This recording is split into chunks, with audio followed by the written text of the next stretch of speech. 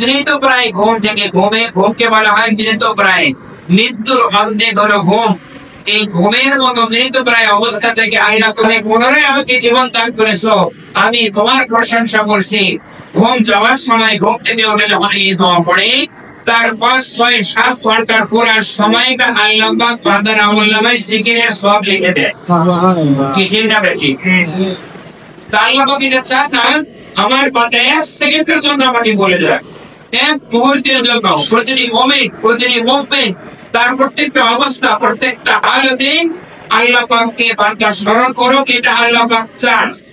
এই জন্য কোরআনী কারিমের সূরায় সূরায়, পাতায় পাতায় বিভিন্ন আয়াতের মধ্যে অসংখ্যবার আল্লাহ পাক রব্বুল আলামিন বান্দাকে জিকির করার কথা উল্লেখ করেছে। ঠিক না বেটি?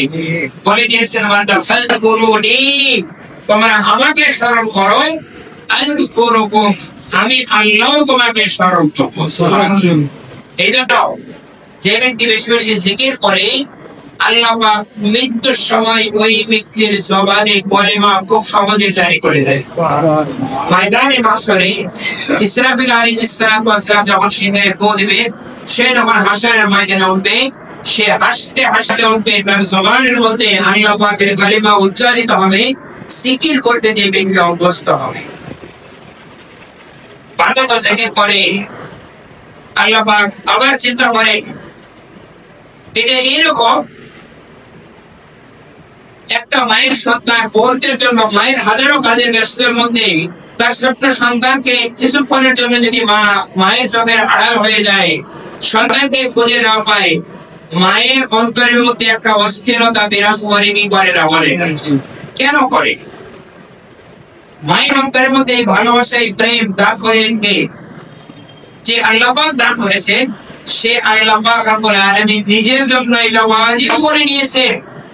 ওয়াজিব করে নিয়েছেন যে আমার বান্দাও যেন আমার চোখের আড়াল থেকে, আমার স্মরণ থেকে মুহূর্তের মধ্যে গাফিল না হয়ে যায়, আমাকে বলে না যায়।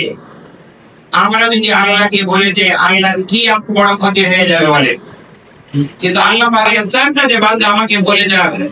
আল্লাহ পাক রব্বুল আলামিন মসজিদের মধ্যে মুয়াজ্জিন সাহেবকে যে আযান দেওয়ান দৈনিক 5 বার, হাইয়া আলাস সালাহ, মানে কি বান্দা আমার সাথে সম্পর্ক কায়েম করার জন্য, আমার সাক্ষাতের জন্য আমার বাড়িতে আসো। সুবহানাল্লাহ। তোমাকে আমি একটু দেখতে চাই। এটা কোনো প্রাণীকে আল্লাহ পাক এটা বলেন নাই, অথচ প্রত্যেকটা প্রাণী আল্লাহ পাক রব্বুল আলামিনের জিকির করে কি করে না? কুল্লু শাইইন ইউসাব্বিহুনা বিহামদি। পৃথিবীতে যত তৃণলতা আছে, যত গাছপালা আছে, নদী আছে, যত সূর্য আছে, পাহাড় পর্বত আছে, সবাই আল্লাহর জিকির প্রতি মুহূর্তে করে। ওয়ালাকিন লা তাফকাহুনা